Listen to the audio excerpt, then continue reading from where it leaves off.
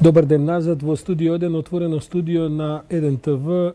Денеска сте цел ден со мене, понеделнички, јас сум Сашо Ордановски, вашиот дневен водител. А како што најавив рано предпладнето, во овој сегмент во овој слот на програмата ќе направиме едно 30 минутен обид да отвориме една тема која што ретко се разговара и ретко се слуша во Македонија, а за која што ние мислевме и проценуваме дека има навистина една изворедна важна димензија да проговориме за тоа и веројатно не само овој пат, веројатно ќе почнеме да разговараме на таа тема во повеќе наредни прилики, а тоа е имаат ли менталните болести право на јавност во Македонија.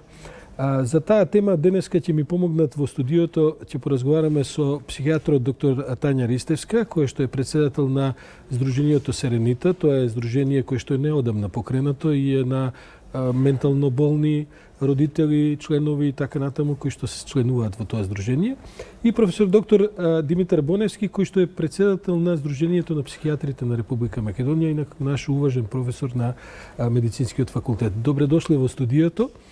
Јас минатиот викенд присуствував и делумно на Конгресот на психијатрите во Охрид, една, морам да ви кажам, една прилично импресивна, да кажем, едно собиралиште на најеминентните наши психијатри со многу гости од странство. Мислам дека професорот и председателот на Светското здружение на психијатри го отвори Конгресот. Така, да. И присуствував на последниот ден кога практично главната тема на дискусија беше обидот болните да почнат да се социализираат. Заправо тоа не е обид од сега. Претпоставам дека е тоа нешто на што работите со години.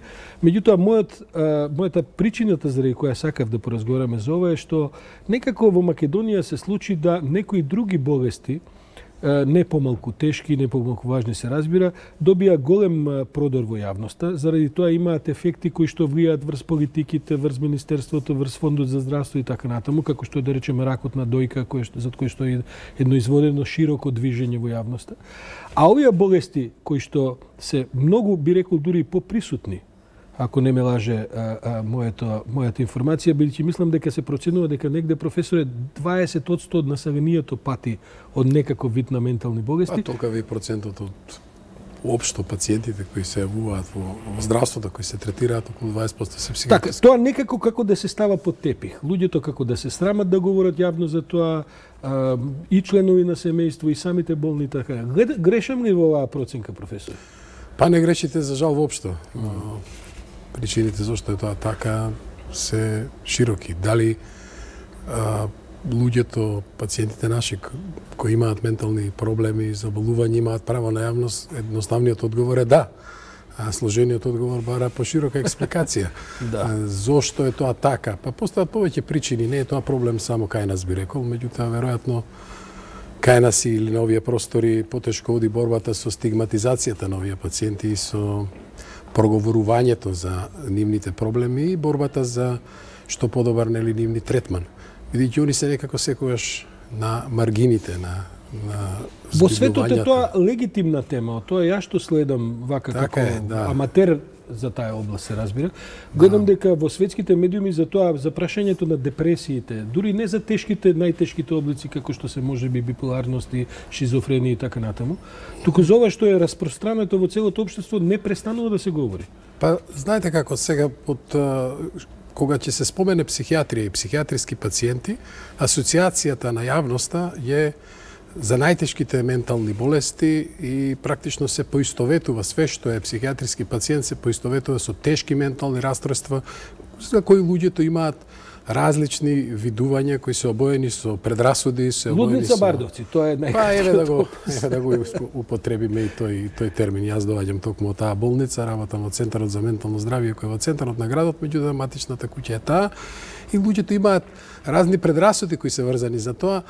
А под пациентите кои имаат психички проблеми се една широка лепеза на состојби, почнувајќи од разни посттравматски стресни расстройства, разни анксиозни расстройства и така натака, но вклучувајќи ги токму и овие пациенти за кои зборуваме, за кои веројатно е најбитно да се проговори и да се направат некои напори. Ние сме ви благодарни што отварате таа тема и особено што сте спремни да ја отворите во еден подолг временски период за да се направи некаква организирана кампања за зголемување на свесноста во јавноста дека се работи за пациенти кои се дел од нашето општество, од секојдневието. Никој од нас не е вакциниран од било какви психички потешкоти и тие се дел од нас и навистина е потребно да се направат сериозни напори за подобрување на нивната состојба, за нивниот статус во општеството, за подобрување на третманот, на социјалните услови во кои тие живеат, затоа што навистина, особено тешките болести,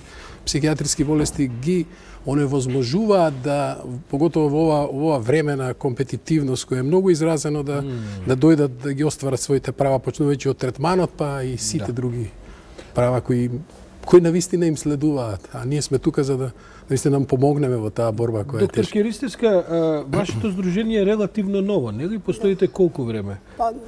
Постоиме 2012, меѓутоа со активности сме последниве 2-3 години. Во последните 2-3 години. Какви се вашите искуства? Кој доаѓа, кој е зачленет, колку луѓе се пријавуваат и така? Корисници на нашите услуги се ментално болни, нивните семејства.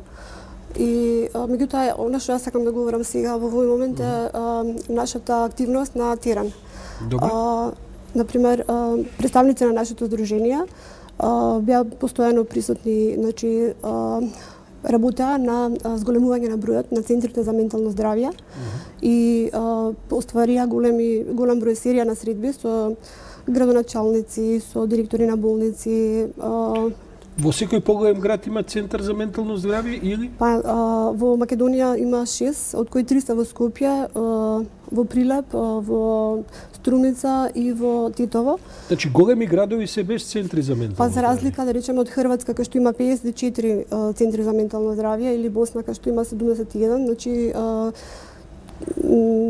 кубуриме со бројот на центри за ментално здравје, меѓутоа тоа се должи на многу фактори. Секако едно од нив е во тие центри за ментално здравје треба да има клиенти кои што ќе бидат, значи, веќе вклучени во фаза на ресоциализација, значи и рехабилитација, а за да се доведат во една таква состојба треба да бидат третирани со постовремена терапија. Јас би ве замолил, ако ми дозволите, бидејќи ги спомнавте и Босна и Хрватска како примери. На конгресот во Охрид беа и неколку ваши колеги од Босна и Хрватска со докторка професор доктор Алма Џубур Куленовиќ направивме еден краток разговор, која доаѓа од Босна и Херцеговина, и со професорот доктор Далибор Карловиќ исто така една кратка изјава. Предлагам режија да ги пуштиме тие две изјави па да продолжиме со разговорот во студијото.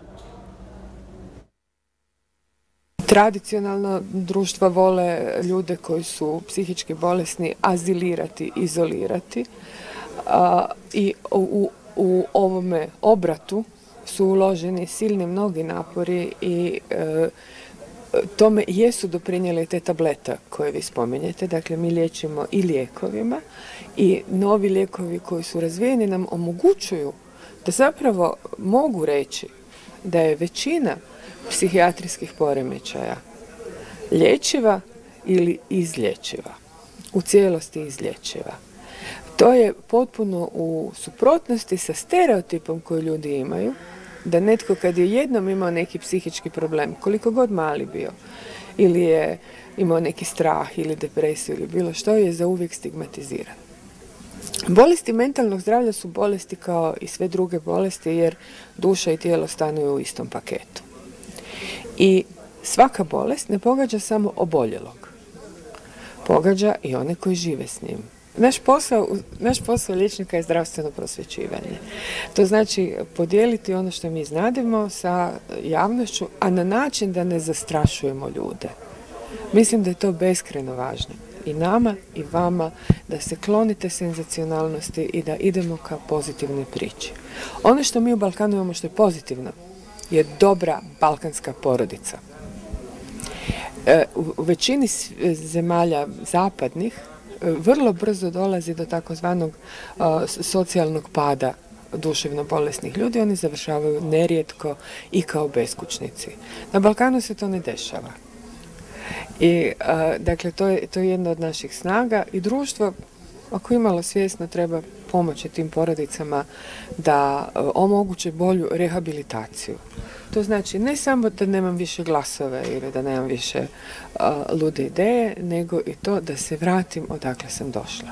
Naš posao profesionalaca je da dignemo glas i osnažimo naše pacijente, da oni dignu glas, da osnažimo njihove porodice da dignu glas i ne mislim da rade revoluciju, nego da govore i stavljaju te probleme na dnevni red političarima, pa će političari donijeti odluke. Također, kad govorimo o svijetu, ja mislim da je Lady Di primjerice uradila mnogo više za destigmatizaciju poremećaja prehrane i depresije od kojih se liječila nego bilo tko drugi u njenom vremenu. Također i mnogi drugi veoma slavni ljudi koji su izašli iz ormara i rekli da. William Styron, Nobelovac, književnik, je napisao knjigu o svojoj depresiji, ljudi su pisali knjige o svojoj šizofreniji, su time i tom literaturom beskrajno mnogo doprinijeli promjeni svjetskog odnosa prema mentalno bolesnim ljudima. Evo, jako je bitno zapravo imati ovako medijske kampanje da puk upozna što su to mentalni bolesnici, što je to psihički bolestan čovjek. Vrlo je bitno da se u medijima pokazuju psihijatrijski bolesnici, članovi njihovih obitelji, isto tako neke javne osobe koje su bolesne od psihičkih bolesti, i na taj način se svakako skida stigmatizacija od psihičke bolesti, jer moramo znati to da od psihičke bolesti nije niko pošteđen. Svi mi možemo biti jednog dana psihijatrijski bolesnik i zbog toga je jako bitno da se stječe nekakvo javno mnijenje o tome da je psihička bolest zapravo nešto što je potpuno prirodno, svojstveno čovjeku i specifično ljudski. Mislim da je još potrebno educirati kako novinare, kako medije, kako pučanstvo o tome što je to psihička bolest. Stigmatizacija uvijek postoji i još postoji stigmatizacija i stigma od psihičke bolesti, ali čini mi se da je isto tako bitno da bi se smanjila stigmatizacija psihičke bolesti, da i ono što intenzivno radimo u Republici Hrvatskoj je to da psihijatrijske bolesnike pokušavamo uklopiti u zajednicu kroz javne zdravstvene programe osnivanja centra mentalnog zdravlja. Jer najveća greška je liječiti psihijatrijskog bolesnika u psihijatrijskoj bolnici i zadržavati ga tamo dugo. Potrebno je odmah na početku liječenja uključiti obitelj, uključiti pojedinca u sustav mentalnog zdravlja još dok je u bolnici, da se zna kud će on poslije ići i kome se treba obratiti. Dakle, van bolničko liječenje je ono što je ključ, rekao bi, i na čemu danas intenzivno radimo u Hrvatskoj kad su u pitanju psihijatrijski bolesnici. Profesore, kako što gledаме, едно е медицинскиот третман, меѓутоа друго е социјалниот третман. Колешката ваша говореше за тоа дека во Македонија има само 5-6 центри за овој тип на болести, кои што се јавни центри. А едно време имавте и патронажи, мислам дека во последните 2-3 години веќе ни патронажите не функционираат, значи одењето кај пациентите по дома и нивен третман во домашна атмосфера и така натаму. До каде сме со овој проблем? Бидејќи гледам дека во вашата професија свеста за ова се разбира потполно на ниво на светските искуства, но зошто имаме потешкоти тоа да го спроведуваме? Па, потешкотиите се на различни нивоа. Јас, навистина, би ми било тешко да лоцирам каде се потешкотиите, меѓутоа, едноставно, потребно е третирањето на овие пациенти, севкупното третирање, почнувајќи од медикаментозното и воведувањето на нови медикаменти кои во светот постојат, а за нас се, за жал, се уште недостапни, па и целиот третман во болнички за кој зборуваше колегата од Хрватска, кој мора да има многу краток болнички третман. Колку е сега просекот во Македонија за ментално болни, колку остануваат во болница? Па просекот за жал се уште голем. Една од причините зошто е тоа така е токму тоа што ни фали таа конекција помеѓу болничките третмани, после кој е неопходно прифаќање на пациентите во вонболнички третман, затоа што зборуваме, пред се станува збор сега за повторно ќе речеме за сериозните или тешките психички расстройства кои бараат хроничен третман и кои бараат постојан надзор, постојано следење. Тоа мора да се направи во болнички, во центри за ментално здравје кои ние во еден период ги отваравме. Тој процес е некако застанат, замрен, меѓутоа јас се надевам дека со еден нов импулс кој мора да биде соопфатен, мораме сите како заедница да учествуваме во тоа, дека ќе го обновиме тој процес и дека ќе се приближиме кон тековите кои се случуваат во Европа и во светот, а тоа е да тој третман мора да се одвива пред центрите за ментално здравје, затоа што ако вие имате добра вонболнички третман кој вклучува третман во дневно болнички услови. Јас доаѓам од Центар за ментално здравје каде што имаме дневно болница и каде што пациентите кои биваат третирани се во многу подобра, многу е по-прифатливо за нив, па и за семејствата да тој третман се одвива во такви услови, отколку да тоа биде долга хоспитализација. И веројатно и за државата поевтино, веројатно тоа прави друг тип на последици. Многу поскап. Меѓутоа, кога тоа изостанува, прифаќањето и третманот изостанува и заради практични причини, затоа што немаме доволно центри за ментално здравје кои би ги прифатиле, ние се соочуваме со фактот дека брзо после излегувањето од болницата се случуваат така наречените рецидиви. Значи, обновувањето на болеста, невозможност да одржите ремисијата затоа што немате соодветен третман. Тоа се пациенти кои за волја на вистината е потребен сериозен напор за да ги внесете во еден нормален ритам за секојдневно научување да треба да ја земаат одредената терапија, да бидат под контрола. Тука се потребни тие патронажни служби за кои што вие ги спомнавте. Ќе дојдеме до терапијата, бидејќи за сето тоа е потребна повторно и законска регулатива која требаше да се востанови за патронажната активност, која за жал според моите сознанија оди споро и се уште ја немаме, меѓутоа се надеваме дека и тоа ќе во некој. Какви се вашите искуства, доктор Юристички? Во однос на планови, национални стратегии и слично, значи одлично стоиме. Значи кај нас секогаш имаме тимови спремни преку ноќ да направат и све тоа точно и одлични оценки добива во европски комисии, не знам каде, меѓутоа она што недостасува е континуитет и доследност во спроведувањето на истите.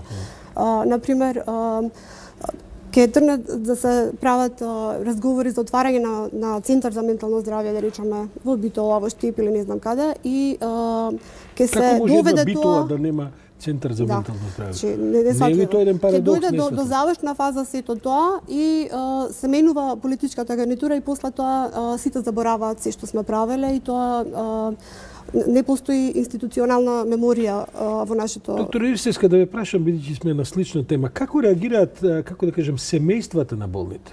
Дали со нив не треба да се водат одредени разговори исто како и со болните, бидејќи гледаме дека ова е една социјална поопшта ситуација отколку само третман на болните?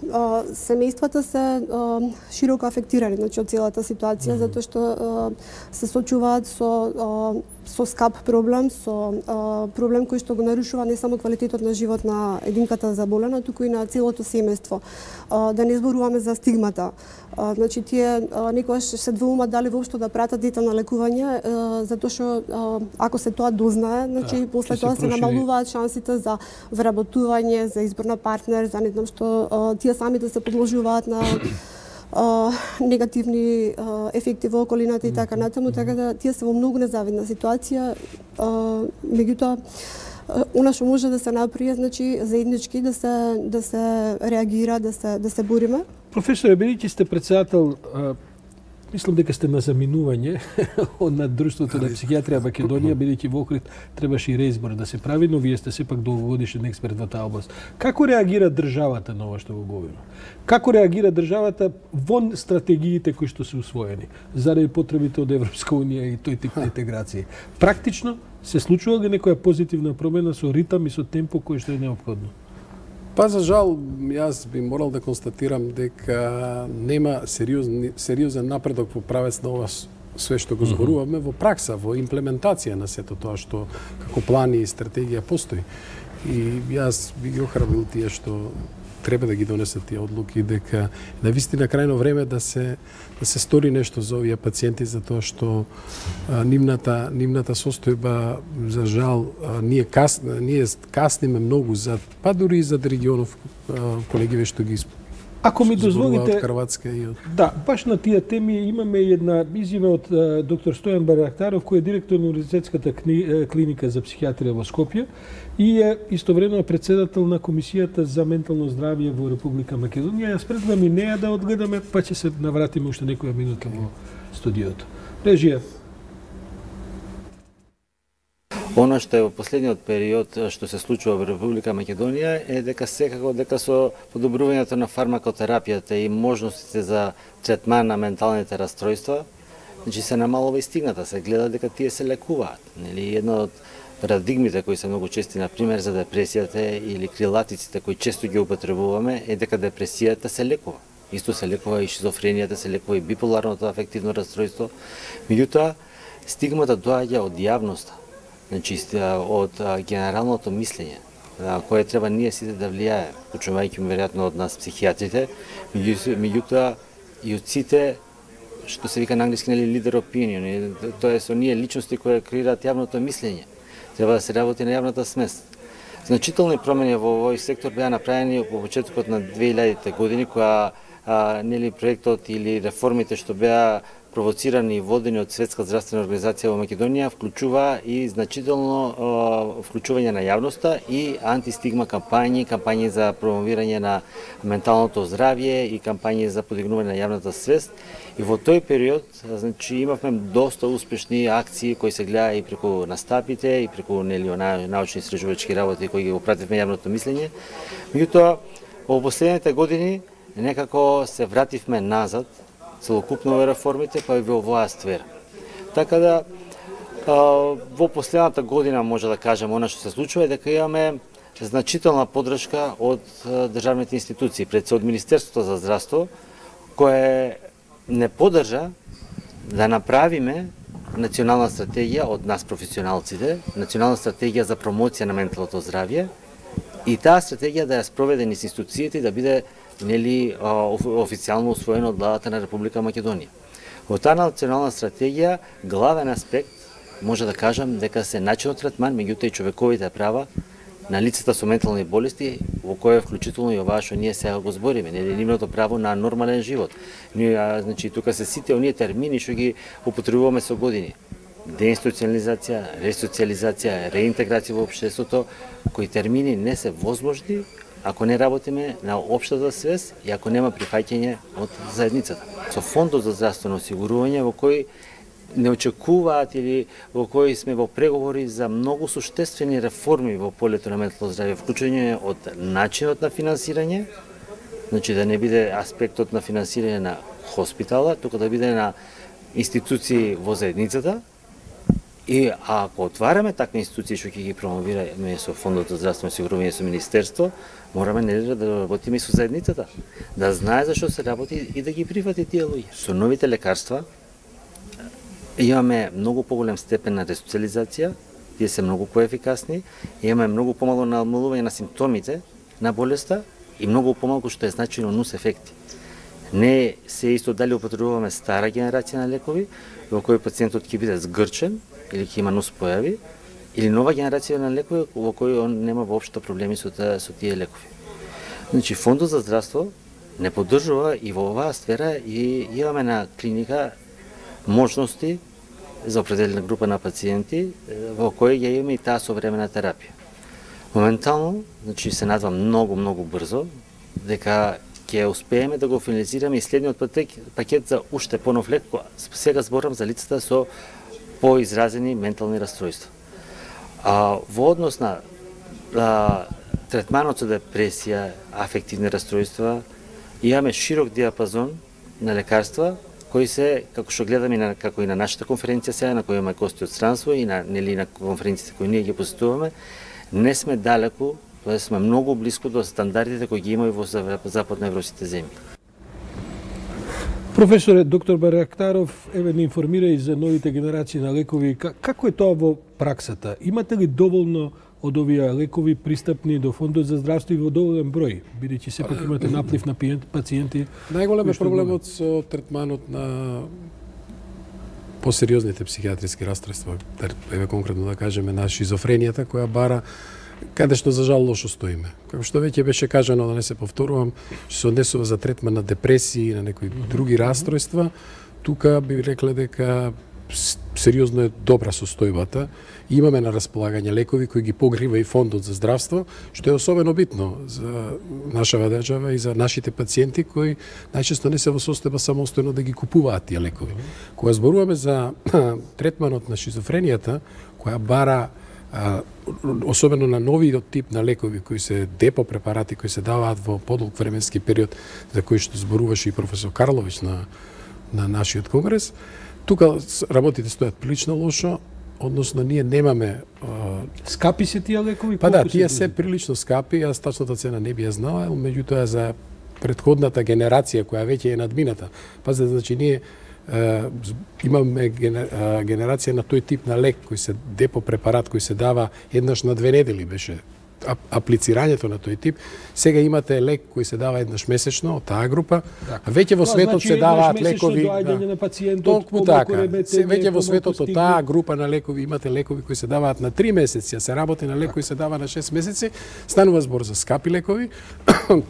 Не би ја знаел точно цената, знам дека околу 100 евра беше една од ампулите за овие за двонеделна употреба, меѓутоа тие не се уште на позитивната листа од фондот. Може би еве ова е прилика да правиме мал притисок. Доктор Кристевски. Да, од јавноста излезе дека е потребно тоа се случи. Јас не би рекла дека ти имаат своја цена, се разбира, меѓутоа споредено со чинењето на болничките денови, изгубени денови од социјалниот живот, од работниот живот, од семејниот живот. Ако ми дозволите, мислам дека 20% од болните се ментални проблеми, а само 2% од буџетот за здравство оди на ментални. За жал, вие сте потполно во право. Така ли е, да.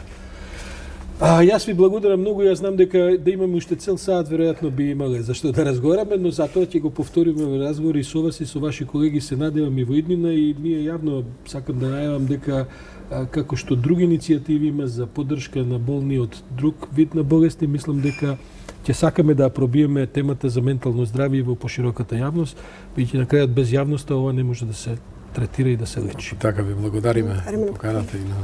Ви благодарам за вашите приноси, а ние ќе одиме на краток блок од реклами, а потоа ве канам да